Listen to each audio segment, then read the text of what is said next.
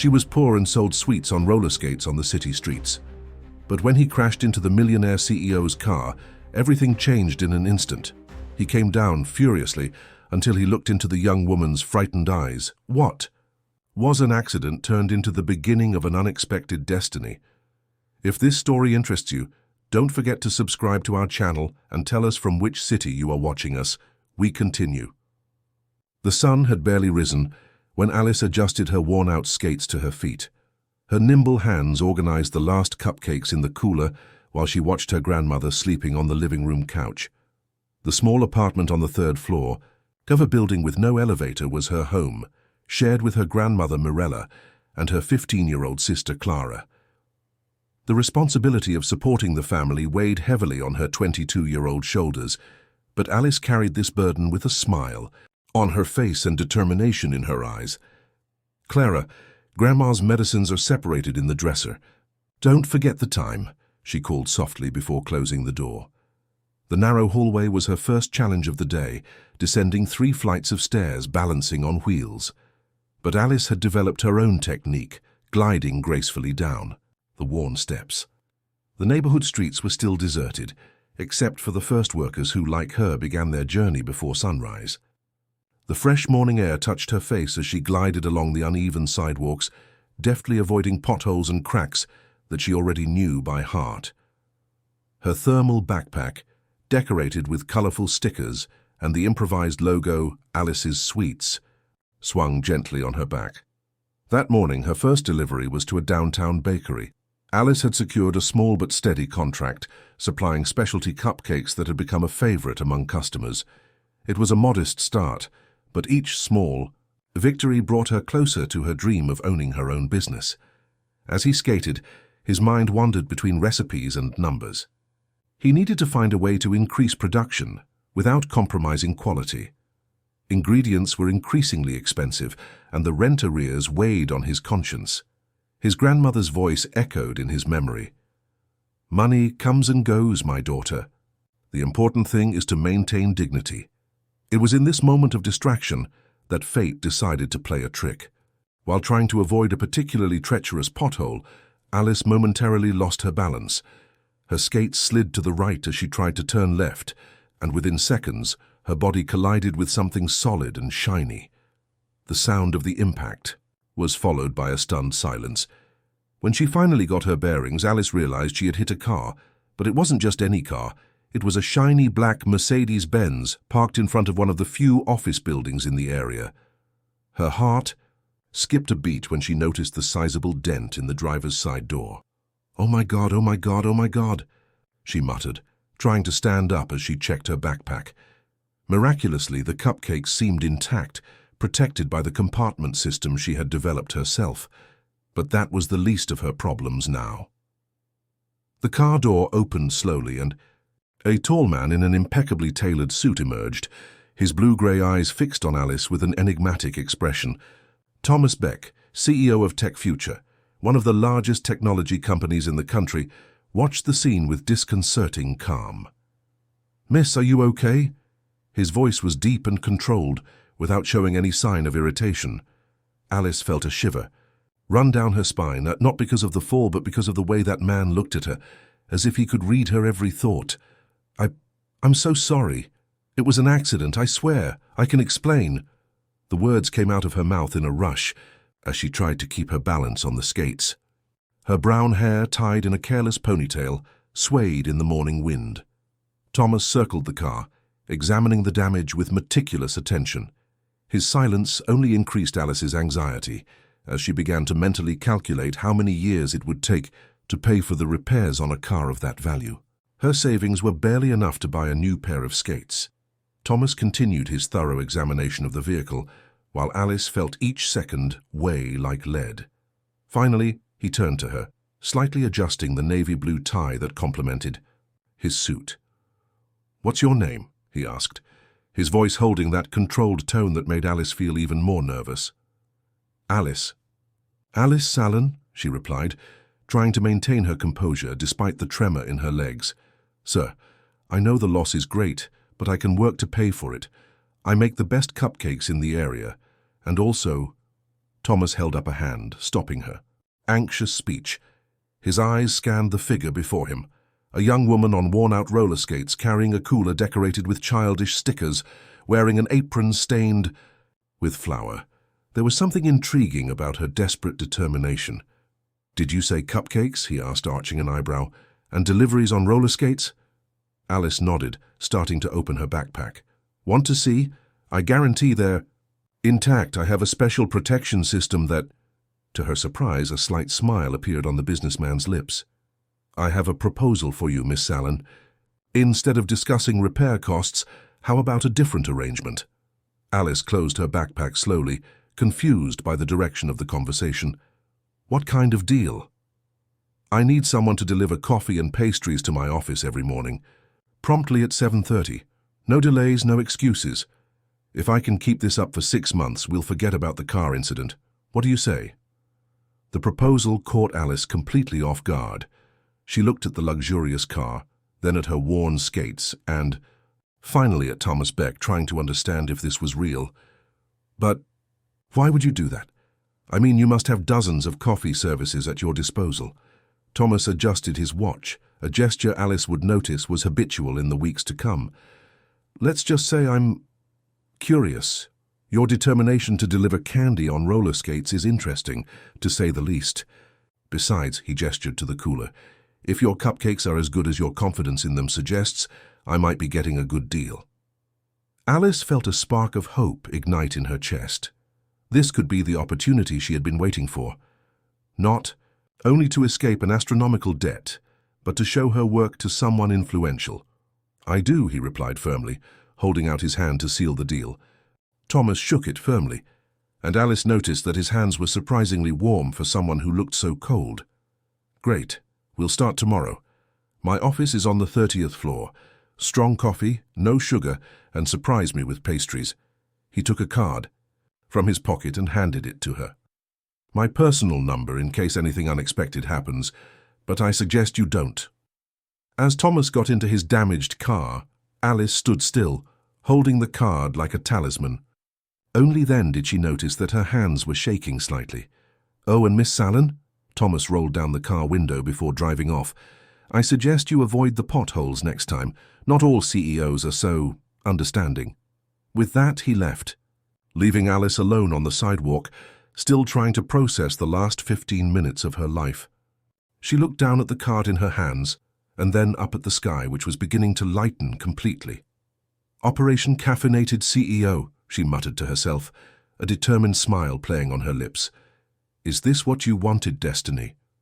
Well, challenge accepted." It was a long night for Alice.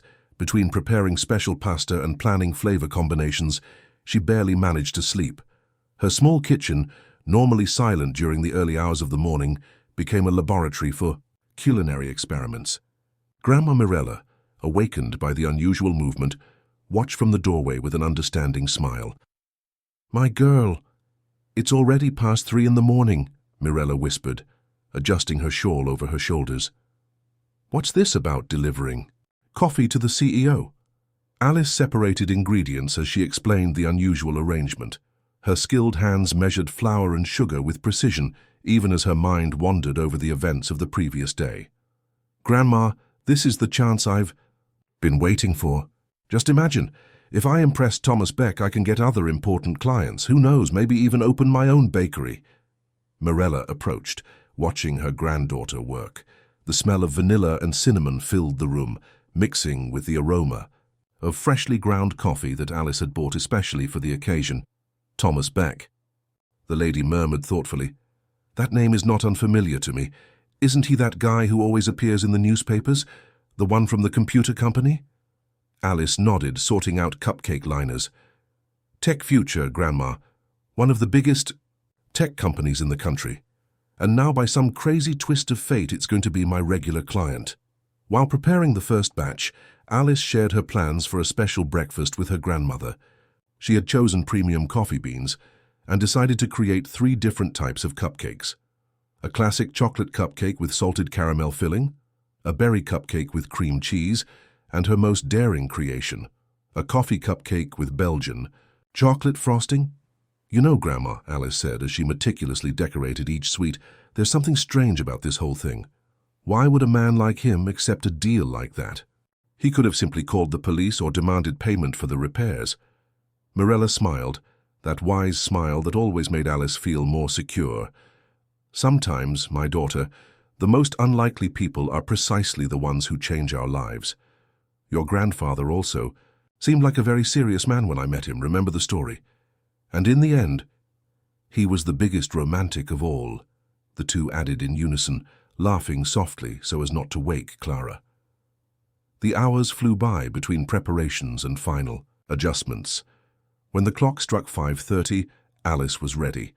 She was wearing clean jeans, a white t-shirt with the Alice's Sweets logo that she had had made months ago, and her newest apron. Her hair was tied up in a neat bun, different from the careless ponytail of the day before. "How am I?" she asked her grandmother, who still insisted on staying awake to see her leave. "Beautiful and determined as always," Mirella replied, adjusting a loose lock of her granddaughter's hair. "Just don't forget who you are, my love. These big businessmen sometimes forget that there is a world beyond their skyscrapers." Alice hugged her grandmother, smelling the familiar lavender scent she always wore. "You can do it, Grandma. I'll show you that a girl on roller skates can make a difference in that world of expensive suits." With her cooler bag even more organized than usual, Alice walked down the stairs of the building. The sky was beginning to lighten, and the streets were unusually quiet. As she adjusted her skates, a mixture of anxiety and excitement made her heart beat faster. "Okay, Alice," she muttered to herself, "it's just another delivery. Only this time, it's to the most intimidating man you've ever met, in the most imposing building in the city, and you can't miss it. No pressure, right?" Gliding through the still deserted streets, Alice mentally rehearsed what her meeting with Thomas would be like. Should it be formal? Casual? Joking about the accident the day before was definitely out of the question. The closer she got to the city centre, the more her thoughts raced. The Tech Future building loomed large against the morning sky, its mirrored windows catching the first rays of sunlight. Alice paused at the entrance, feeling dwarfed by the glass and steel structure. Well-dressed executives were already arriving, casting curious glances at the girl in roller skates and a cooler. "Excuse me," Alice approached the reception desk, where a stern-looking security guard was eyeing her suspiciously. "I have a delivery for Mr. Thomas Beck." "Name?" he asked dryly, consulting a list on his computer. "Alice Sallin." The security guard frowned, typing something. "There's nothing here about authorized deliveries to Mr. Beck." Alice's heart raced. Had Thomas forgotten to tell her about his arrival, or worse, had he changed his mind about the deal? "But he asked me to come himself. Yesterday, after Alice trailed off, realizing that it might not be a good idea to mention the incident with the car. "Ma'am," the security guard began, his voice making it clear that his patience was wearing thin, "without prior authorization." "It's okay, Marcus," a familiar voice interrupted the conversation. "Miss Sallin is my guest." Thomas Beck had appeared in the lobby without anyone noticing. As on the previous day, he was wearing a perfectly tailored suit, this time in a shade of graphite that highlighted his light eyes. "Punctual," he said, checking his watch. 7:25. Impressive. Alice felt a mixture of relief and nervousness. "Good morning, Mr. Beck. I brought you coffee and some surprises." Thomas gestured for her to follow him to the elevators. The security guard was still watching them, his expression a mixture of confusion and suspicion. Inside the elevator, Alice felt the silence heavy. The aroma of freshly brewed coffee subtly escaped from her backpack, filling the room. Thomas kept his eyes fixed on the numbers rising on the panel. "I hope you like strong coffee," Alice said, trying to break the ice. "I picked the beans myself." "We'll see," he replied without taking his eyes off the panel. "Punctuality is just the first requirement." When they reached the 30th floor, Alice was amazed by the stunning view of the city. Thomas's office took up the entire area, with glass walls that provided a panoramic view of the sunrise. "You can use that table," he gestured to a sleek space near his main desk, "to organize deliveries." Alice began to carefully take the items out of her backpack. First, the coffee in a special thermal container, then a small box with the 3 types of cupcakes, each decorated with artistic precision. Thomas watched every movement with clinical attention. When Alice poured coffee into a china cup she found on the table, he walked over to examine it. "Interesting," he muttered after the first sip. His eyes drifted to the cupcakes. "And these are—" "3 different options," Alice explained, her excitement momentarily overcoming her nervousness. "The first is a reinvented classic, chocolate with salted caramel. The second combines berries with cream cheese. And the third—" she hesitated for a moment— "is a special creation, a coffee cupcake with Belgian chocolate frosting." Thomas raised an eyebrow, picking up the coffee cupcake. "A bold choice," he commented before trying it. Alice held her breath, watching his reaction. For a few seconds, which seemed like an eternity, Thomas maintained an unreadable expression. "Tomorrow," he said finally, "I'll have my coffee a little stronger. And more of this," he pointed to the coffee cupcake, "just this one." An involuntary smile appeared on Alice's lips. That was almost a compliment, coming from someone so reserved. "I'll leave it to you," he replied, starting to pack up his materials. "Same time tomorrow." Thomas had already sat down at his desk, focused on his notebook. "Same time every day, and Miss Sallon?" "Yes." "Next time, use the service elevator. Marcus doesn't like rollerblading in the main lobby." The following weeks established a peculiar routine in Alice's life. Her mornings began even earlier, with the meticulous preparation of specialty coffee and cupcakes for Thomas. What initially seemed like a daunting task quickly became a creative challenge that she relished. In her small kitchen, while the rest of the town slept, Alice experimented with subtle variations on her coffee recipe. One day she decided to add a touch of cardamom to the beans before grinding them. Another day she developed a special infusion technique that brought out notes of chocolate in the coffee. Each modification was designed to pique the curiosity of her discerning palate. One particularly cold morning, Alice decided to be more daring. Next to the coffee and cupcake, she left a small folded note. "Try the coffee and cupcake today. Trust me. A." It was the first time she had dared to suggest something to Thomas. To his surprise, the next day he found a yellow post-it. Note stuck to his shipping box. "Interesting combination. Keep going." The handwriting was precise and elegant, like everything else about Thomas Beck. That small gesture began a quiet tradition. Each day, Alice would leave a different note with the deliveries. Sometimes they were suggestions on how to best enjoy flavor combinations.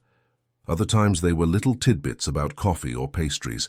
Thomas rarely responded, but when he did, his short notes became little trophies that Alice carefully guarded. "Grandma, look what he wrote today." Alice excitedly showed one of the post-its to Mirella. "It reminded me of Milan." "That's it. What could he mean? Could it have something to do with the touch of hazelnut I put in the coffee?" Mirella watched her granddaughter with a knowing smile. "It seems your CEO isn't as cold as he seems, is he?" At the office, Alice's daily presence began to bring about subtle changes. Early arriving employees became accustomed to the sound of her roller skates in the service hallway. Some even began to greet her with discreet smiles. One morning, as she was tidying Thomas's desk as usual, Alice noticed a framed photograph partially hidden behind some books. It showed a smiling young woman with the same blue-gray eyes as Thomas.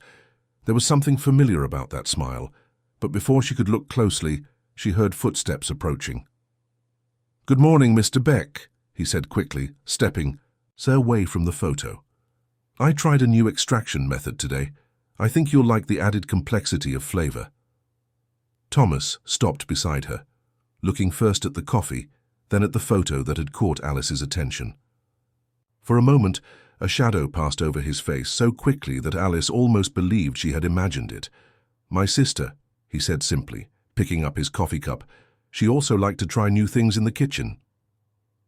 The use of the past tense did not go unnoticed by Alice, who felt a tightness in her chest. But before she could say anything, Thomas had already sat down at his desk, clearly signaling that the subject was closed. That night, instead of her usual note about coffee or sweets, Alice left a different message prepared for the next day. Sometimes the best recipes are the ones that remind us of someone special. A. The routine continued, but something had subtly changed. Alice began to notice little details about Thomas that had previously gone unnoticed. How he always adjusted his watch before tasting his coffee, how his eyebrows would furrow slightly when he read something interesting, how he would sometimes stare out the window with a distant expression. At home, Clara started joking with her sister. "Since when do you sigh so much looking at post-it notes?" "Don't be silly," Alice replied, but she couldn't help but blush slightly. "It's just a professional arrangement." Mirella, watching everything in silence, just smiled. She recognized that sparkle in her granddaughter's eyes. It was the same one she had seen so many times in the mirror many years ago when she met Alice's grandfather.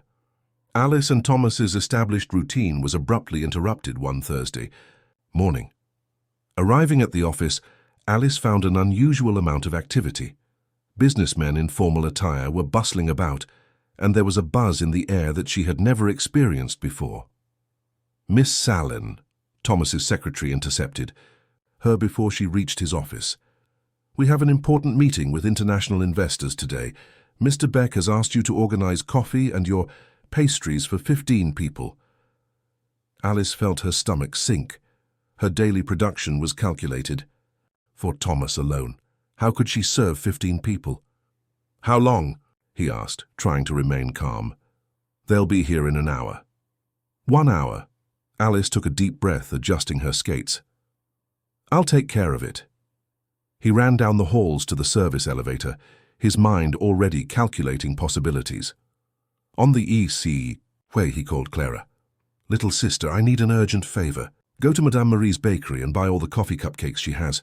All of them. I'll meet you halfway." While waiting for her sister, Alice ran to a specialty coffee shop she knew. The barista, who already knew her as a frequent customer, understood the urgency of the situation and prepared a special pot of premium coffee. 40 minutes later, Alice was back in the office, out of breath but determined. She meticulously arranged the conference table, combining her own cupcakes with Madame Marie's, creating an elegant presentation that disguised the mixed origins of the sweets. Thomas entered the room as she was finishing the last details. His gaze swept over the table, lingering for a moment on the arrangements of sweets. "Did you manage to resolve everything?" he asked, his tone neutral as always. "Yes, sir. Premium Ethiopian coffee, perfect strength for a long meeting." "And the cupcakes?" Alice hesitated for a second. "Let's just say I had to improvise a bit." A faint smile appeared on the corner of Thomas's lips. "Sometimes, Miss Sallin, the best solution is precisely the one we didn't plan." Before Alice could respond, the elevator doors opened. A group of international executives entered, led by a grey-haired man with a stern expression. "Thomas," his voice echoed through the room, "so this is where the future of technology lies." "Mr. Raphael," Thomas greeted him cordially. "Welcome to Tech Future." Alice began to leave discreetly, but Raphael noticed her presence. "And who is this young woman?" "Alice Sallin," Thomas replied before she could introduce herself. "Wow, hospitality consultant." The meeting was proceeding normally, and Alice was getting ready to leave when disaster struck. As she was serving a final round of coffee, her skate caught on the carpet. The sudden movement caused the tray to tip over, spilling hot coffee directly onto Raphael's suit. The silence that followed was deafening. Alice stood frozen, watching the dark stain spread across the expensive fabric. I'm so sorry," he stammered, frantically grabbing napkins. "I can clean it up, To his surprise, Raphael began to laugh. Not a mocking laugh, but a genuine, contagious laugh. "You know, Thomas," he said, still laughing, "in 40 years of business, this is the first time I've ever seen anyone serve coffee on roller skates. And I must say," he picked up one of the cupcakes from the table, "it's also the first time I've ever tasted something so extraordinary at a corporate meeting." The mood in the room changed completely. The other executives relaxed, and soon everyone was talking about the quality of the pastries and coffee. Raphael, still wearing his stained suit, insisted on learning more about Tech Future's hospitality service. Thomas watched everything with an expression that Alice couldn't quite decipher. Was it pride? Amusement? For the first time since she had met him, he seemed genuinely surprised by this turn of events. The incident with Raphael brought about significant changes at Tech Future. The following week, Alice was surprised by an unusual request from Thomas. He wanted her to organize a special breakfast for the entire executive department. "Are you sure?" Alice asked, nervously adjusting her apron. "There are more than 50 people." Thomas, who was typing on his laptop, looked up briefly. "Raphael won't stop talking about his cupcakes. Apparently, coffee stains on your suit are an acceptable price for exceptional pastries." Alice felt her cheeks flush. "I'm going to need help," she admitted, "and a bigger kitchen than mine." "Use the commercial kitchen in the basement," Thomas replied, returning his attention to the screen. "And hire any assistance you need. Send the invoice to the finance department." That night was a night of intense planning in the Salon household. The kitchen table disappeared under lists of ingredients and detailed schedules. Clara helped. Her sister do the math, while Mirella watched everything with a proud smile. "Grandma, can you help me with the recipes?" Alice asked. "Nobody makes vanilla batter like..." "Tayasahas," Mirella lovingly touched her granddaughter's face. "Of course, my love, but on one condition. You will use your grandfather's special recipe too." Alice's eyes widened. "The pecan pie? But you've never let anyone make that recipe." "Your grandfather always said that this recipe should only be used on special occasions," Mirella explained, her eyes shining with old memories. "And something tells me this is one of those times." On the morning of the event, Tech Future's industrial kitchen was transformed into a perfectly coordinated operation. Alice had hired 3 assistants, all recommended by Madame Marie, her former pastry mentor. Mirella oversaw the production of the vanilla batter, while Clara was in charge of decorating the cupcakes. The aroma of fresh coffee and freshly baked pastries filled the hallways of the building. Employees passing by the kitchen stopped to peek, drawn by the irresistible smell. "Alice," Clara called, holding up a paper, "look what I found among the requests." It was a handwritten note in the elegant script that Alice knew so well. "Surprise. Me once more. TB." Those 4 words made his heart race. It wasn't just a professional request. It was a personal challenge. When it came time to serve, the presentation was stunning. In addition to the now famous coffee cupcakes, there was an array of sweet treats that told a story. Lavender madeleines, a tribute to her grandmother, chocolate chip cookies, Clara's favorite, and of course, her grandfather's legendary pecan pie. The executives entered the meeting room and stopped, impressed. Raphael, who had returned for a second round of negotiations, smiled when he saw Alice. "Young lady," he exclaimed, "I see you've outdone yourself, and without skates this time." Alice laughed, more relaxed now.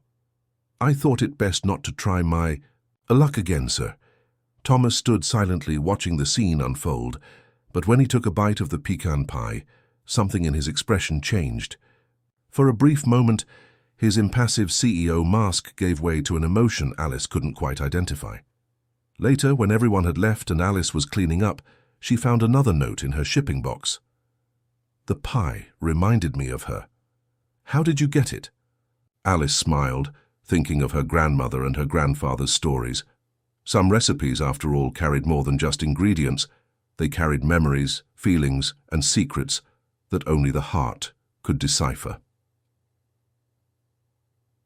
In the week following the Hindu event, Alice noticed subtle changes in Thomas's behavior.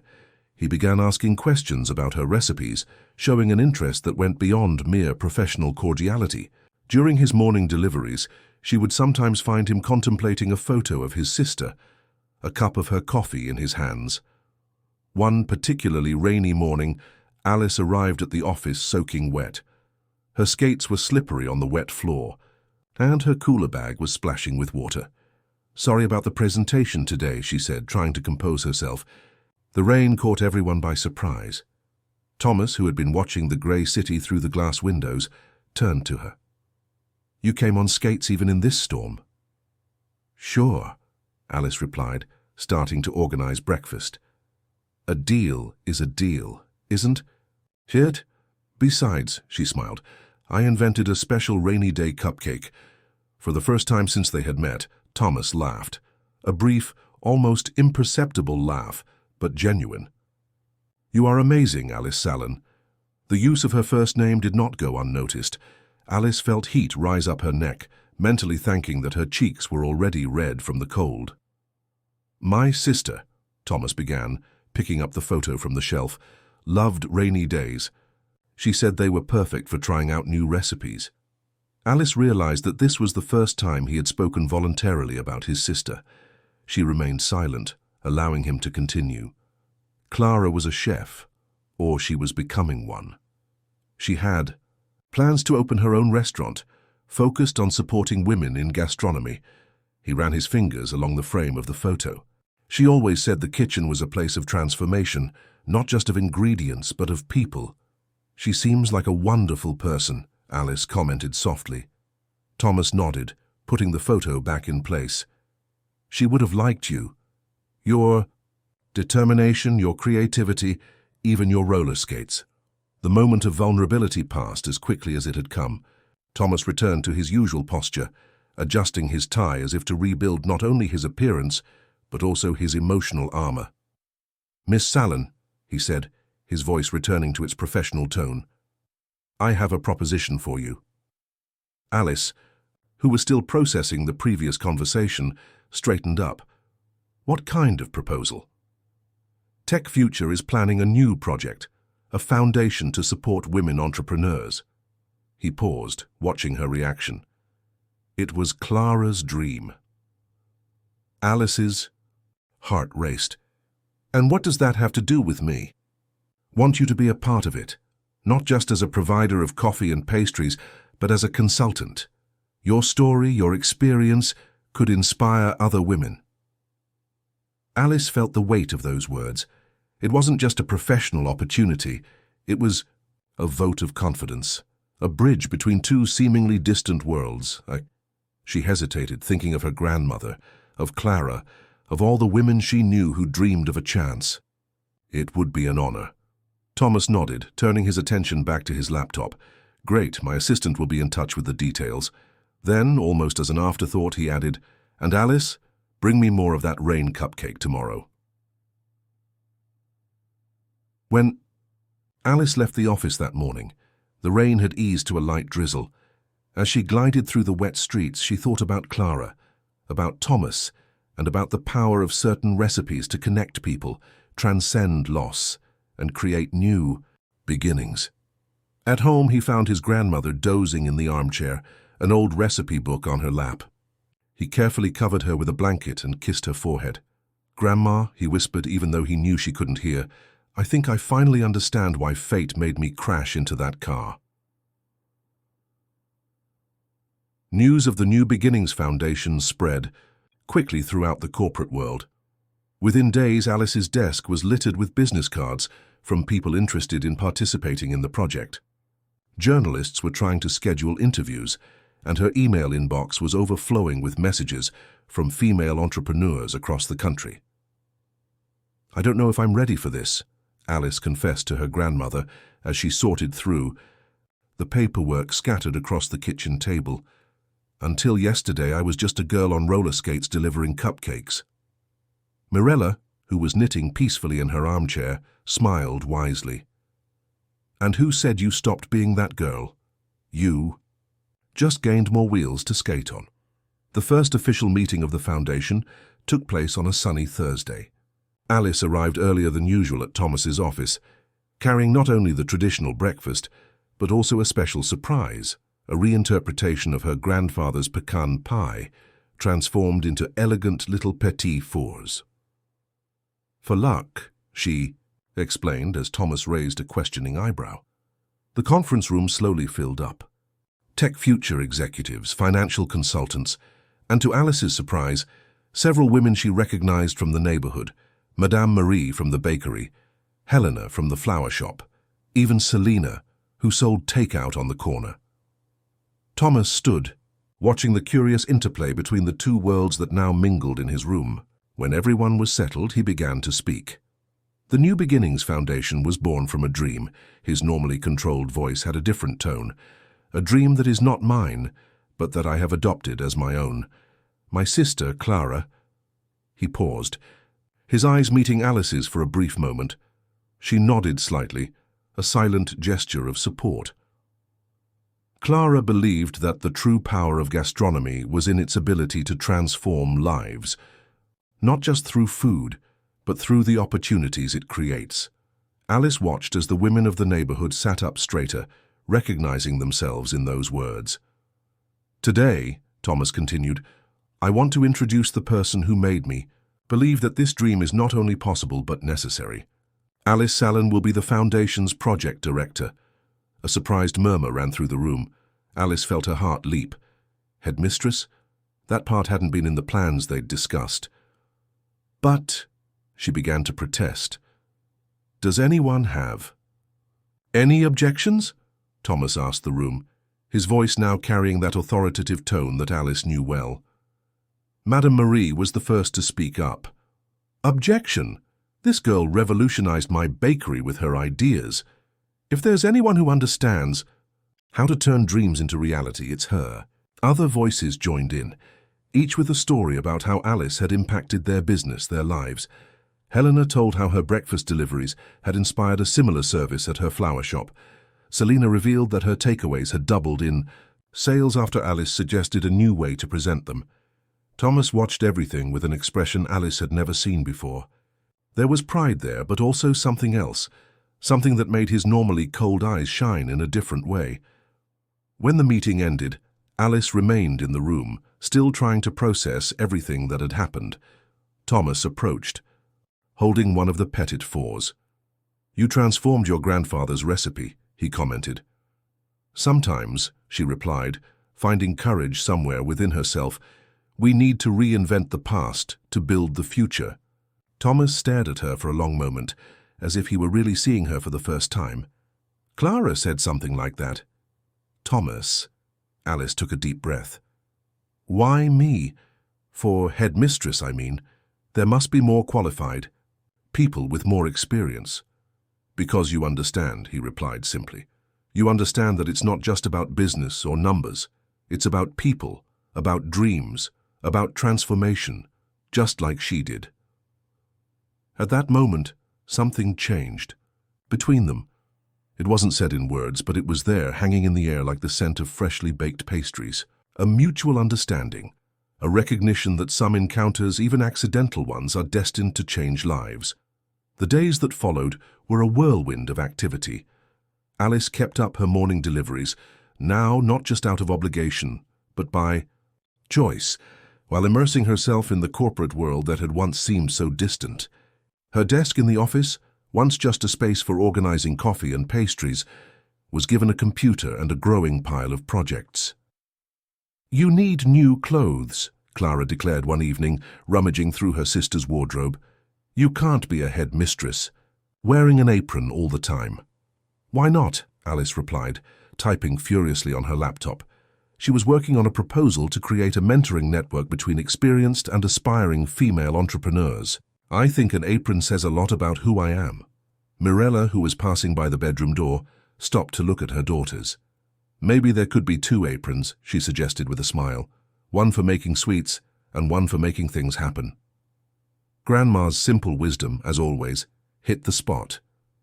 The next day, Alice surprised everyone by arriving at Tech Future with a transformed look, a smart blazer over her Alice's Sweets t-shirt, and new skates in a professional shade of black. Interesting choice of attire, Thomas commented. As she entered his room, I thought it was appropriate, she replied, pouring the coffee. After all, some traditions are worth keeping, even when everything changes. The comment brought a half-smile from Thomas, which had become more frequent in his presence. The dynamic between them had subtly changed since the Foundation's inception. The notes they exchanged now contained more than just coffee chatter. They were small confidences, shared thoughts, sometimes even quiet jokes. One particularly busy morning, Alice found her desk occupied by an elegant box. Inside was a professional chef's apron, delicately embroidered with the New Beginnings Foundation logo. The accompanying note read simply, "Clara would have approved. T." The foundation grew rapidly. The mentoring project was an immediate success, connecting women from different backgrounds and creating a support network that expanded organically. Alice insisted on maintaining a special focus on the food sector, creating training and microcredit programs for small female entrepreneurs. You know what impresses me the most? Raphael commented during a video conference with investors, how you managed to unite the corporate world with small entrepreneurship in such a natural way. Thomas, who was chairing the meeting, looked at Alice before replying, "Sometimes, all we need is someone to make us see things from a different perspective." The comment made Alice blush, but she maintained her professional demeanor. After the meeting, as she was organizing her notes, she noticed Thomas standing in the doorway to her office. She now had her own office, albeit a small one. "I have something to show you," he said, gesturing for her to follow him. He led her to a room she had never noticed before at the end of the hallway. When she opened the door, Alice was speechless. It was a full-service kitchen, with state-of-the-art equipment and a panoramic view of the city. It was Clara's personal project, Thomas explained, his voice soft. She was planning to use this space to teach classes, to train other chefs. Alice looked around the room with teary eyes, gently touching the spotless countertops. "It's perfect," she whispered. "The foundation needs a space like this," Thomas continued, "and I can't think of anyone better to bring it to life." In that moment, Alice understood that it wasn't just a kitchen that Thomas was sharing with her. It was the memory of her sister, it was trust, it was something else that neither of them were ready to name. "Thomas," she said, turning to face him, "I promise to make this space something special." He nodded, and for a moment they stood there in silence, watching the sun set through the large windows. The scent of coffee still hung in the air, now mingling with promises of possible futures. The success of the New Beginnings Foundation soon attracted media attention. Alice, who had previously been concerned only with the consistency of her dough, now found herself preparing presentations for journalists and attending business events. Her story, the roller skating girl who conquered the corporate world, fascinated everyone. One particularly hectic morning, while making her traditional coffee delivery for Thomas, she found a business magazine on her desk. On the cover was a catchy headline, "The Cupcake Cinderella, How a Delivery Girl Revolutionized the Female Entrepreneurship Landscape." "Don't pay any attention to it," Thomas said, sensing her discomfort. "The press loves to create labels." Alice picked up the magazine, leafing through it absently.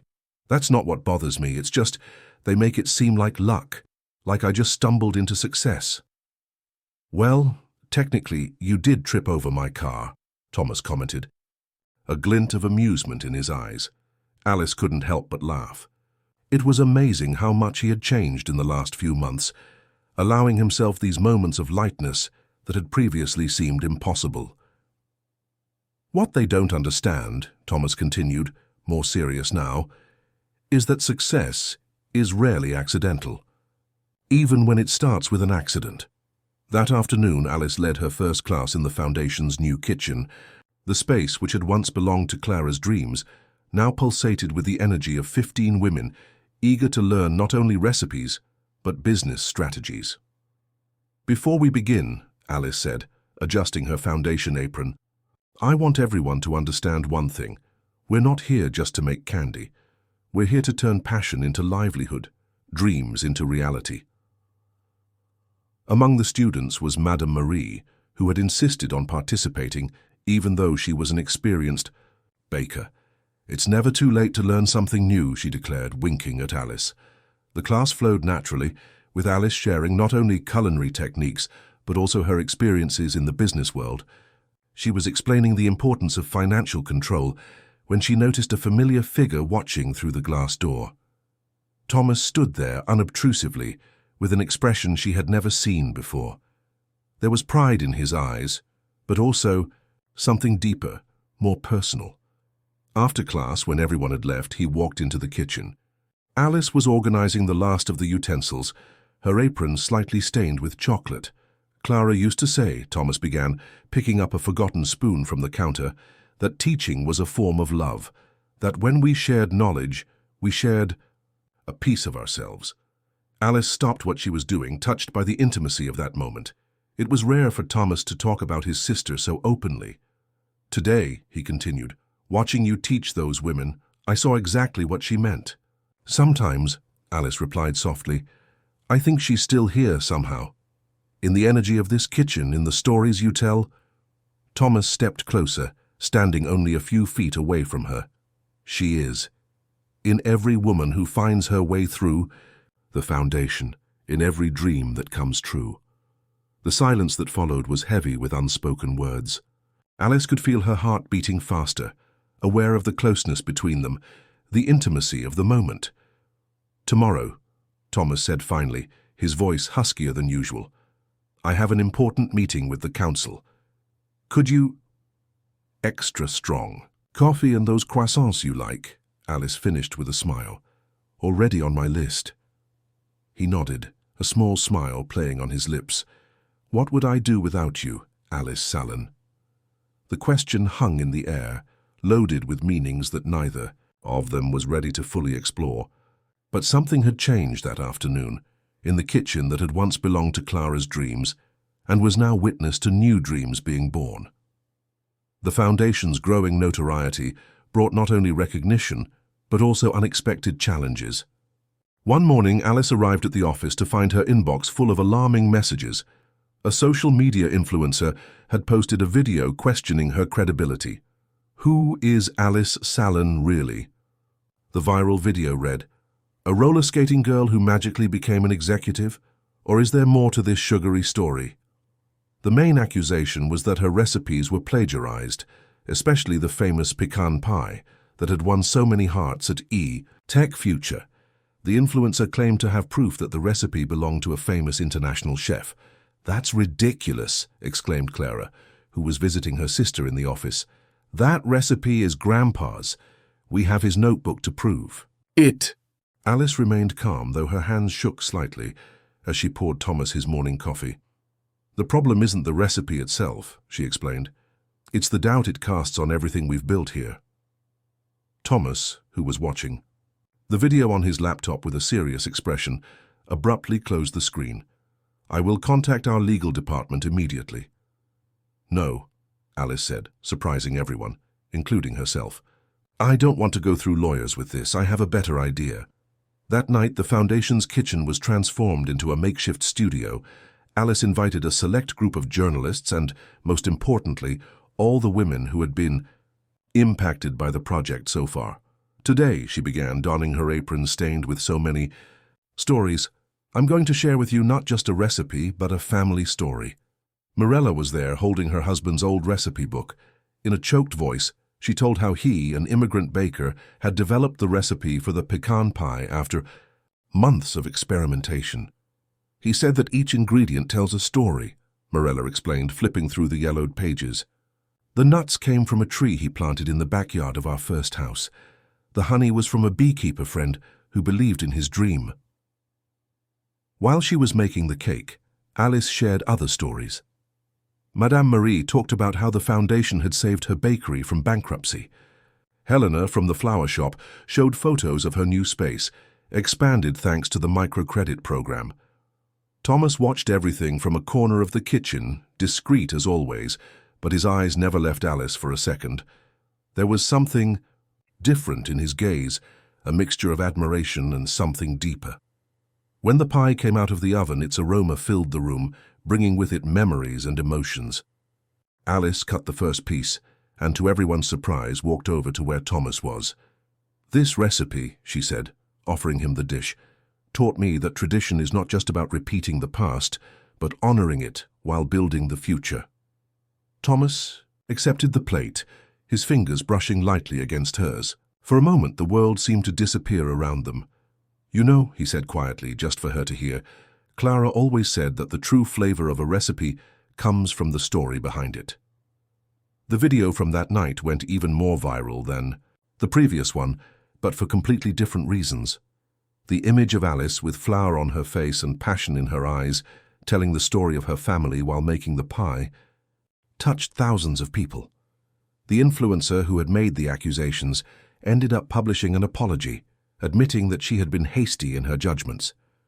But for Alice, the real victory was not in the retraction, but in the comments that flooded. Social media. Alice Sallin is not a modern Cinderella. She is proof that with hard work, authenticity, and a little sugar, we can transform not just recipes, but lives. After everyone left, Alice remained in the kitchen, cleaning and organizing. Thomas, who had also stayed, approached with something in his hands, the old recipe book that Mirella had brought. "Your grandfather," he said, leafing through the pages carefully, "was a wise man. These are not just recipes, they are life lessons." Alice smiled, feeling tears form in her eyes. "He always said that the best recipe is the one we make with our hearts." Thomas closed the notebook gently, his eyes meeting hers. He was right, in more ways than he realized. The impact of the pie video brought an unexpected opportunity. A television production company contacted the foundation, interested in creating a reality show focused on female entrepreneurship in gastronomy. The proposal was tempting: national visibility for the project and a substantial prize for the winner. "I don't know, Grandma," Alice said over breakfast at home. "Reality TV can be so manipulative." Mirella, who was buttering a slice of bread, smiled sagely. "But they can also be a powerful platform, my daughter. Think of all the women you could reach." The discussion about the reality show reached Thomas. On his morning coffee delivery, Alice found him more pensive than usual. "What do you think?" she asked, pouring him a cup of the special blend she had created exclusively for him. "I think you should be on it," he replied, surprising her, not as a contestant, but as a mentor, head judge. Alice almost dropped the thermos. "Me? But there are much more experienced chefs." "Experience isn't just about time, Alice," Thomas interrupted, his eyes locking with hers. "It's about impact, about transformation, and no one understands transformation better than you." There was something in his voice that made Alice's heart race. Over the past few months, these moments of intensity between them had become more frequent, harder to ignore. "Clara always said," Thomas continued softer now, "that the best food stories aren't about food, they're about people." Alice nodded, remembering all the women who had passed through the foundation. Each one with her own story, her own dreams, her own struggles. "Fine," she decided, "but on one condition: I want complete control over the social aspect of the show, no manufactured drama or sensationalist stories."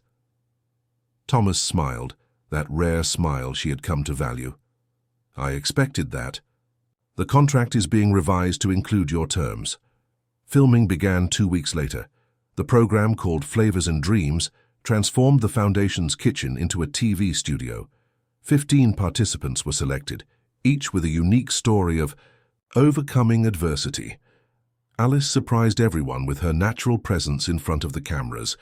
Her genuine empathy and practical knowledge won over not only the contestants but also the audience.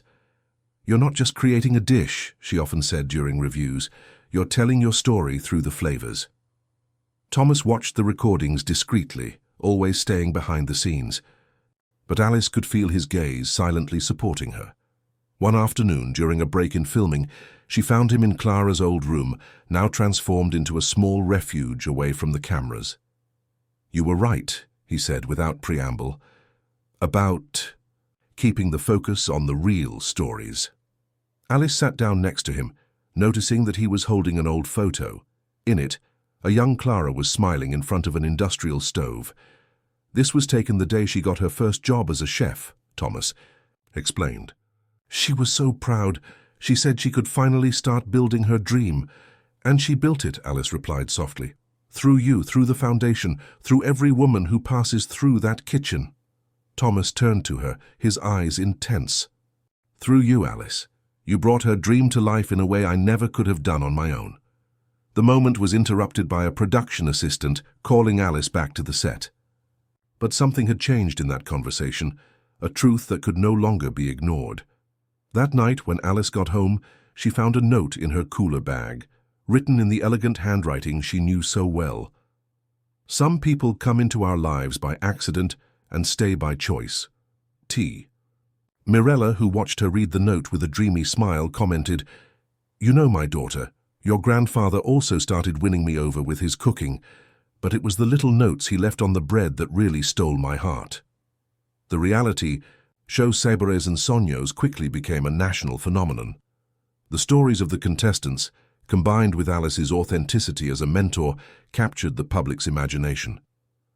On the streets, she was no longer known just as the girl on roller skates, but as an inspiration to thousands of women. On a particularly busy morning of filming, Alice received a mysterious envelope. Inside were photographs of Thomas in London, apparently in close proximity to an elegant woman. The images were accompanied by an anonymous note. "Does your fairy tale have a happy ending?" The impact was immediate. Alice felt her world spin, her hands shaking as she held the photos. There was nothing overtly romantic about the images, but the intimacy between the two was evident. "Alice, we're ready to record," one of the producers called, interrupting her thoughts. She quickly put the photos away, forcing a professional smile. But all day long, her mind wandered to those images. Thomas was in London on business. She knew that. But why hadn't he mentioned this woman? The recording session that day was particularly challenging. The topic was comfort food, recipes that heal the heart. And it took all of Alice's strength to maintain her composure as she spoke about how food can heal emotional wounds. "Sometimes," she told the cameras, her voice shaking slightly, "we need to deconstruct a recipe to understand its true value. As in life, not everything is what it seems at first glance." At home, Mirella immediately realized something was wrong. "What happened, my daughter? You have that same face you used to make when you burned a cake." Alice showed the photos to her grandmother, who examined them carefully. "Interesting," Mirella murmured. "These photos look manipulated. Like this. Look at the shadows, the angle of the light. Your grandfather was an amateur photographer, remember? He taught me to notice these details." Alice picked up the pictures again, looking at them more closely. Indeed, there was something strange about the lighting, the proportions. That night, she couldn't sleep. At 3 in the morning, she was in her kitchen, doing what she always did when she needed to think, baking. The scent of vanilla and cinnamon filled the room when her phone vibrated, a message from Thomas. "I just landed. We need to talk. Breakfast at the usual place?" Alice hesitated before replying. Part of her wanted to ignore the message, to protect herself from possible disappointment. But another part, perhaps the stronger one, needed answers. "I'll be there," he replied simply. The morning arrived with a light drizzle, reminding her of the day Thomas had first told her about Clara. When she entered his office, he was already waiting for her, looking tired from the journey but with a determined glint in his eyes. "I got these," she said without preamble, placing the photos on the table. Thomas studied them for a moment, a wry smile playing on his lips. "Victoria Henderson," he said, "my main competitor for TechFuture's European expansion, and apparently an expert in image manipulation." Alice felt her heart skip a beat. "So, the photos are real, but they were taken 5 years ago when Victoria was attempting a corporate merger," Thomas explained, moving closer to Alice. "What puzzles me is why anyone would go to the trouble of resurrecting these images now." "The reality show," Alice murmured, the pieces falling into place. "The foundation's visibility." "Exactly," Thomas nodded. "Victoria never approved of the foundation idea. She said it was a waste of corporate resources." Alice felt a wave of relief, followed immediately by embarrassment. "I'm sorry for doubting—" "No," Thomas interrupted her gently. "I'm the one who apologizes. I should have been more transparent about my past, about Victoria, about everything." He stepped closer, his eyes fixed on hers. "Alice, in the past few months you have transformed not just the foundation, but everything, my life, my worldview. And if there's one thing I've learned from you, it's that true strength lies in authenticity." The silence that followed was charged with emotion. Outside, the drizzle had given way to a timid sun, its rays shining through the office windows and creating an almost magical moment. "So," Alice said finally, a small smile playing on her lips, "I think I need to create a special recipe to celebrate your return from London." Thomas laughed, that genuine laugh that was so rare before. "As long as it's not served on skates, we've had enough excitement for today." The photo incident brought about a subtle but significant shift in the dynamic between Alice and Thomas. The notes they exchanged daily became more personal, the conversations longer, the silences more comfortable. It was as if that moment of vulnerability had broken down the last barriers between them. The reality show was entering its final phase, with only 5 contestants remaining. In a particularly tense production meeting, Alice defended her vision for the final episode. "I don't want dramatic elimination," she insisted. "Each of these women has a valuable story. The prize can't be the only goal." The executive producer frowned. "But the audience expects—" "The audience," Alice interrupted gently, "is connected to the authenticity of these stories. We don't need manufactured drama when we have inspiring reality." To his surprise, he found Thomas standing at the door of the meeting room, watching the scene with a slight smile. He had just returned from another trip to London, where he was finalizing details of the company's expansion. After the meeting, as they walked down the hallway together, Thomas commented, "You reminded me of Clara. Just now. She had that same fire in her eyes when she stood up for something she believed in." Alice stopped walking, turning to him. "Sometimes I wonder if it's strange that you compare me to her so much." Thomas was silent for a moment, his gaze intense. "It's not a comparison," he said finally. "It's an acknowledgement of how 2 different people can carry the same light." That night, Alice stayed late in the Foundation's kitchen, preparing for the show's final challenge. The contestants would have to create a complete menu that told their personal stories through flavors. While testing some recipes, she found Mirella sitting quietly in a corner, watching her work. "Grandma, what are you doing here so late?" Mirella smiled, that smile that always seemed to hold 1,000 secrets. "I came to bring you something I think you need to see." From her bag, she took out an envelope yellowed with age. Inside was an old letter, the handwriting elegant and faded. It was from Alice's grandfather, written to Mirella when they were still young. "Your grandfather wrote this when he was about to open our first bakery," Mirella explained, her voice soft with memories. "He was scared, full of doubts. But, do you know what he said?" Alice took the letter carefully as if she were holding something precious. She read aloud, "My dear, the fear of failure only exists because we care deeply. And if we care so deeply, we are already on the right track." "Just like you now," Mirella commented, watching her granddaughter fondly. "Caring so much about these women, about their stories, about—" "With Thomas," Alice finished softly, surprising herself with the loud admission. Mirella nodded. "Do you know what else your grandfather wrote?" "That sometimes we need to let a recipe rest so that all the flavors can fully develop. The same goes for feelings." Alice hugged her grandmother, breathing in the familiar scent of lavender that always calmed her. "How come you always know exactly what to say?" "Years and years of practice, my daughter, and a lot of love to season it." As Mirella prepared to leave, Alice had a sudden idea. "Grandma, can I have this letter? I think it inspired me for the show's final challenge." "Of course," Mirella replied, her eyes shining. "After all, the best stories deserve to be shared." Alone in the kitchen, Alice began to develop a completely new concept for the final episode. It would not be just her cooking competition, but a celebration of love stories, love for food, love for family, love for dreams.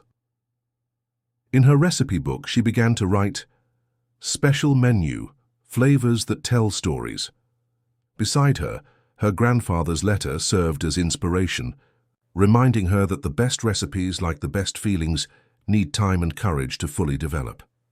The day of the Flavors and Dreams final dawned with a different energy in the air. The Foundation's kitchen had been transformed not only into a TV studio, but into a space that breathed stories. On each counter, Alice had placed small cards with inspirational quotes, many of them taken from her grandfather's letter. The 5 finalists arrived early, each carrying not only ingredients but memories and dreams that would be transformed into dishes.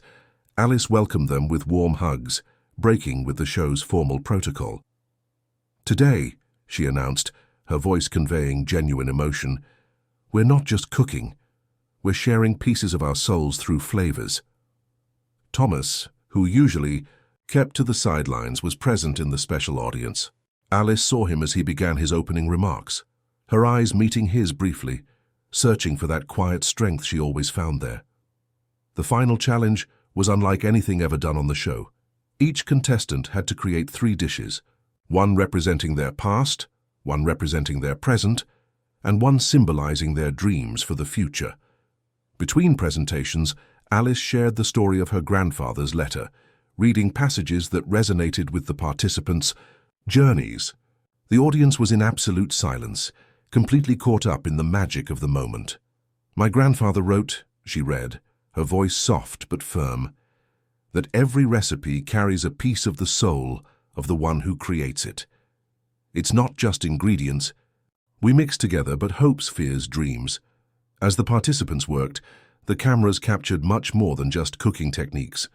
They captured tears of emotion, smiles of accomplishment, and the determination in the eyes of each woman there. One of the finalists, Donna Rosa, prepared a dish inspired by her childhood in the countryside, full of memories and traditions. Another participant, Julia, a young single mother, presented a soufflé that rose imperfectly, but full of personality, exactly like her entrepreneurial journey. In the most touching moment of the night, Sandra, one of the finalists, served a dish she had learned from her recently deceased grandmother. The flavor was so authentic that it brought tears to the eyes of the judges. Thomas, watching from the audience, seemed especially moved. Alice saw him discreetly wipe his eyes when one of the participants mentioned how the foundation had changed her life. Towards the end of the program, when all the stories had been told and all the dishes had been tasted, Alice had a surprise in store. With Mirella's help, she had recreated her grandfather's pecan pie, but with a special twist. "This is our closing dessert," she announced, as small bites were served to everyone in attendance. "But it's not just a pie. It's a story of love, persistence, and transformation." The camera focused on Thomas as he tasted his piece, capturing the exact moment his eyes widened in recognition.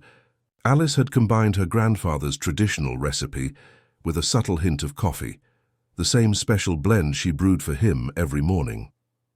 "Some recipes," she continued, looking directly at Thomas, "are like unexpected encounters.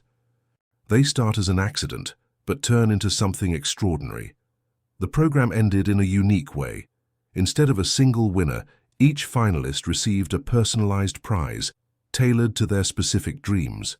One won professional equipment, another a specialization course, and a third received seed capital for her business. When the cameras finally turned off and the crew began to disperse, Alice found a familiar note on her workbench. "You didn't just honor Clara's dream. You expanded it in ways I couldn't even imagine. Can we talk? I have a different proposition for you. T." Alice held the note to her chest, feeling her heart race. Something told her that this proposal would change her life once again, but this time she was ready for whatever adventure came her way. After everyone had left the studio, Alice found Thomas waiting for her in Clara's old room. He was standing by the window, watching the city lights begin to come on in the twilight. "I never thought I'd see her kitchen so alive again," he said as Alice walked in without turning around. "Full of stories, dreams, possibilities." Alice approached, silently, still carrying her foundation apron. "It's funny," she replied, "how some spaces seem to hold memories, isn't it? As if the walls absorb all the energy of the people who have passed through here." Thomas finally turned to face her, his eyes holding that intensity that always made Alice's heart skip a beat. "I've received an interesting proposal from London," he began. "Tech Future is expanding its presence in Europe, and they want me to lead the operation there." Alice felt her heart sink. Was that it? Was he leaving? She tried to maintain her professional composure, even as her eyes began to sting. "That's great," he managed to say. "A great opportunity." "Yeah," Thomas agreed, taking a step toward him. "But I declined." Alice blinked in surprise. "Refused, but why?" "Because I realized that some things are more important than geographic expansion." He took an envelope from his jacket pocket. "This is my new project, and I want you to be a part of it." Inside the envelope were architectural plans and a detailed design. Alice examined them, her eyes widening as she realized what she was seeing. "Clara Beck Institute of Gastronomy and Female Entrepreneurship," she read aloud. Thomas nodded, a soft smile on his lips. "The foundation was just the beginning. I want to create something bigger, more permanent. A place where women all over the country can learn, grow, make their dreams come true." "Like a school?" Alice asked, still absorbing the idea. "More than that. A complete training center, with professional courses, a business incubator, mentoring." He paused, watching her reaction. "And I want you to be the general director." Alice sat down on one of the nearby chairs, her legs suddenly weak. "Thomas, I have no academic background, nor experience in educational management." "You have something far more valuable," he interrupted, sitting down beside her. "You have vision. You have heart. You have the ability to see potential where others see only limitations." The silence that followed was filled with emotion. Outside, the city continued its frenetic pace, but inside that room, time seemed to have stopped.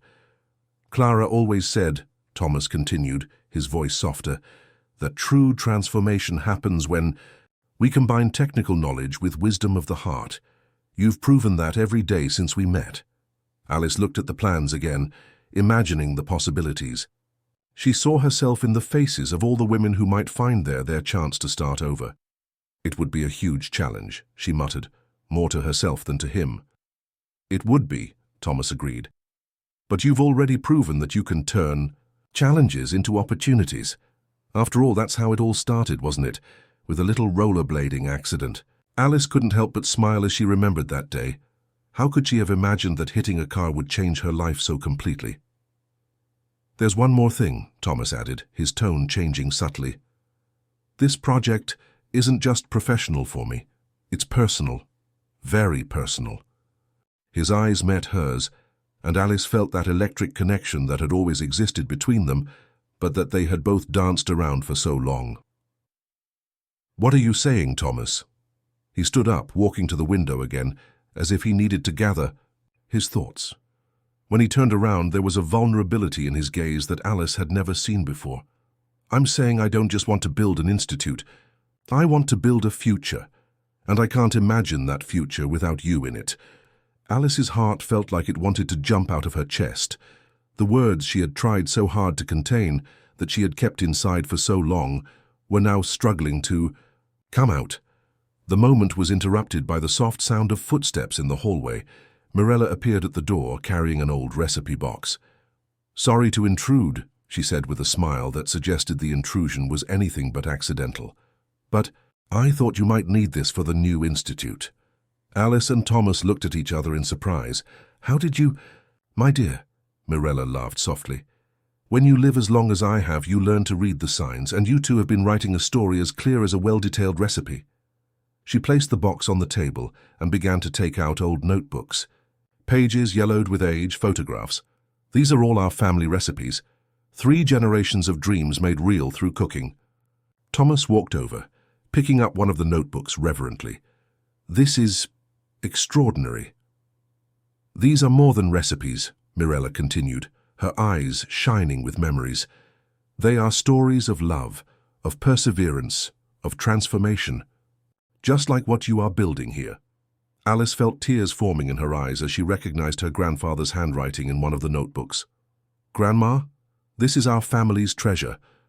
And what better place for him than an institute that will help other families build their own treasures?" Mirella replied, taking her granddaughter's hands in hers. "Your grandfather always said that recipes are made to be shared. The same goes for dreams." Thomas watched the scene with an emotion he no longer tried to hide. "Mrs. Mirella," he said, his voice hoarse, "I promise that each of these recipes will be honored and preserved." "Oh, I know it will be," Mirella smiled, looking meaningfully between him and Alice, "because you both understand that the most important ingredient in any recipe is love." With that, she walked to the door, pausing only a moment before leaving. "Now, if you'll excuse me, I think you two have a conversation to finish and a new recipe to start." The silence that followed Mirella's departure was unlike any other that Alice and Thomas had ever shared. It was a silence full of possibilities, of unspoken promises, of imagined futures. "Your grandmother," Thomas said finally, a soft smile on his lips, "reminds me so much of Clara, that ability to see through people, to understand what really matters." Alice walked over to the recipe box, running her fingers lovingly over the old pages. "You know what's funny? For a long time I thought my story was about a girl trying to prove herself in the corporate world, but now I realize it was always about finding my place, my true place." Thomas took a step toward her, closing the distance between them. "And what is this place, Alice Sallin?" She looked up to meet his eyes, feeling the full force of the moment. "Here, building something meaningful, with you." Thomas's smile lit up his face in a way Alice had never seen before. "So," he said, taking her hands in his, "I think we have a lot of work ahead of us. An institute to build, lives to change, and recipes to create," Alice added, smiling through the tears that were now flowing freely. "Speaking of receipts," Thomas added, his tone lighter, "I think you still owe me 6 months' worth of breakfast for the car accident." Alice laughed, that free, joyful laugh that had, without her realizing it, become Thomas's favorite sound. "Well, Mr. Beck, I think we can negotiate an extension of this arrangement. Shall we say, indefinitely?" Thomas pulled her closer, his eyes shining with love and promise. "That sounds like the best proposal I've ever received, Miss Sallin." Outside, the sun had completely set, but the city shone with thousands of lights like earthly stars celebrating the beginning of a new story. A story that began with an accident, was seasoned with determination and courage, and was now turning into something even sweeter. A recipe for life. 6 months had passed since that night in Clara's living room. The Clara Beck Institute for Gastronomy and Women's Entrepreneurship was taking shape in a restored historic building in the city centre. The old exposed brick walls now housed modern industrial kitchens, fully equipped classrooms, and a cafe school where students could practice their skills. Alice was overseeing the final details of the inauguration, which would take place that evening. Her mornings still started early, but now, in addition to making special coffee for Thomas, she was preparing recipes for the Institute's inaugural classes. "Alice!" Clara came running into the main kitchen, her eyes shining with excitement. "You have to see this." In the entrance hall, a surprise awaited. A huge mural had been installed overnight. On it, a collage of photographs told the story of the Institute, from the car accident to the present. In the center was a particularly moving photo, Clara Beck smiling in her kitchen, next to a quote from her, "True transformation begins when we open our hearts to new possibilities." "It was Thomas's idea," Clara explained, looking at her speechless sister. "He spent weeks collecting these photos." Alice ran her fingers over the wall, feeling excited. There were pictures of the reality show contestants, of the Foundation's first meetings, moments captured without her realizing it, including one of her skating with her cooler bag on the day that changed her life. "It's amazing how everything connects, isn't it?" A familiar voice sounded behind her. Thomas walked closer, also admiring the mural. "Every decision, every encounter, every accident?" Alice finished with a smile. "Especially accidents," he replied, taking her hand. Opening day was a whirlwind of activity. Journalists, dignitaries, and most importantly, dozens of women eager to begin their journeys at the Institute filled the hallways. Mirella, elegant in a new dress, was the center of attention in the main kitchen, sharing stories and wisdom with the future students. During the official ceremony, Thomas surprised everyone with an announcement. The Institute would be just the first of a national network. In the coming years, units would be opened in different regions of the country. Because dreams, he said, looking directly at Alice, deserve the chance to bloom anywhere. Later, when most of the guests had left, Alice found a moment of quiet in Clara's kitchen, as everyone still called that special space. She was preparing a last batch of cupcakes when she felt familiar arms wrap around her from behind. "Still making sweets at this hour, Thomas?" asked, his chin resting on her shoulder. "I was just thinking about how it all started," she replied, leaning back against him, "with a coffee and a Belgian chocolate coffee cupcake. Which, by the way, is still my favorite," he murmured, kissing her neck softly. Alice turned in his arms, flour on her apron and happiness in her eyes. "You know what my grandmother always says, that the best recipes are the ones we keep perfecting throughout our lives." Thomas smiled. That smile that was now as frequent as it had been before was rare. "And what about us? What recipe are we creating?" "One that combines unlikely ingredients," she replied, wrapping her arms around his neck. "A methodical CEO, a baker on roller skates, lots of coffee. And love," he added, resting his forehead against hers. "We can't forget the main ingredient." The sound of footsteps interrupted them. Mirella appeared in the doorway, carrying something in her hands. "Sorry to interrupt," she said with a knowing smile, "but I thought you might like to see this." It was a new cookbook, bound, in leather with the title engraved in gold, "Recipes for a New Beginning, Instituto Clara Beck." On the first pages, stories and recipes from the Institute's first students, each one telling their journey of transformation. "It's the first of many," Mirella explained. "Each class will create their own." Alice flipped through the book, excited, until she reached the last page. There she found a recent photograph, she and Thomas in the Institute kitchen laughing as they made cupcakes together. Beside it was a handwritten message from her grandmother. "To Alice and Thomas, may your story continue to be written with the same ingredients that started it: courage to take risks, wisdom to learn, and love to transform each moment into something extraordinary. With love, Grandma Mirella." Thomas hugged Alice from behind again, both of them contemplating the photo and the message. Outside, the city lights shone like stars, witnessing another chapter in this story that began with an accident and turned into a recipe for life. The morning after the inauguration, Alice woke up before the sun, as she always did. But this time, she was not alone in her kitchen. Thomas was helping her prepare a special breakfast for the first official day of classes at the Institute. "I still can't believe you actually want to learn how to make coffee," she laughed, watching him carefully measure out the beans. "Well, I need to have a plan B in case you decide to sleep in one day," he replied with a sly smile. The kitchen of their apartment, once a solitary space for experimenting in the wee hours of the morning, was now full of life and laughter.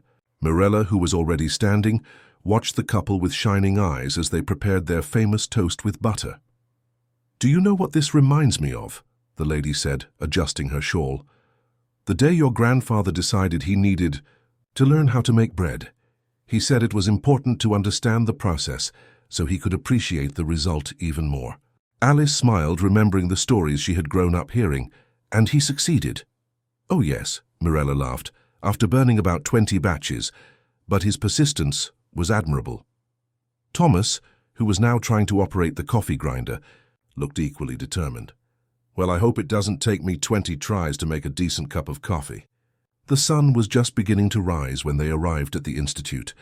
The building, still silent, had a different energy that morning. In a few hours, it would be filled with dreams and possibilities. Alice stood in the lobby, looking again at the wall of photos.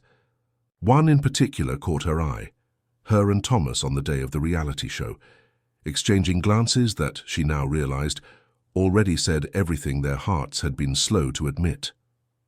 "You know," Thomas said, stopping beside her, "Clara always said that the best moments in life are the ones we don't plan." "Like crashing into a fancy car on any given morning?" Alice teased, lacing her fingers with his. "Exactly," he chuckled, pulling her closer. "Sometimes accidents are just the universe correcting our course." The sound of excited voices began to echo through the building, the first students arriving for their inaugural day. Alice felt her heart expand with joy at the sight of so many hopeful faces. Mirella, who had insisted on being present for this special moment, began handing out coffee and cookies to the new arrivals. "There is no better way to start a new journey than with something sweet," she said. The first class would be taught by Alice in Clara's kitchen. As the students settled into their seats, she noticed that each counter had a small gift, a personalized apron with the Institute's logo and an embroidered message: "Every great story begins with the courage to try." Thomas stood quietly in the back of the room, watching Alice begin her lesson. His heart swelled with pride as he watched her share not only cooking techniques, but also her own journey of transformation. The kitchen, she told her students, is more than a place to prepare food. It is a space for transformation, for healing, for connection. Every recipe you learn here will be more than a list of ingredients. It will be a step toward your dreams. At the end of the day, when the last students had left, Alice found a note on her desk, written in the elegant handwriting she had come to love. "To the rollerblading girl who turned an accident into magic. Thank you for teaching me that some stumbles are actually dance steps. With infinite love. Thomas," she smiled, putting the note away along with all the others they had exchanged throughout this incredible journey. In her cooler bag, now much more elegant but still carrying the same adventurous spirit, there was a special cupcake she had prepared for Thomas, a new recipe that combined all the flavors of their story together. Mirella, who was getting ready to leave, stopped at the door to Alice's room. "You know, my daughter, your grandfather always said that life is like a recipe that is constantly evolving.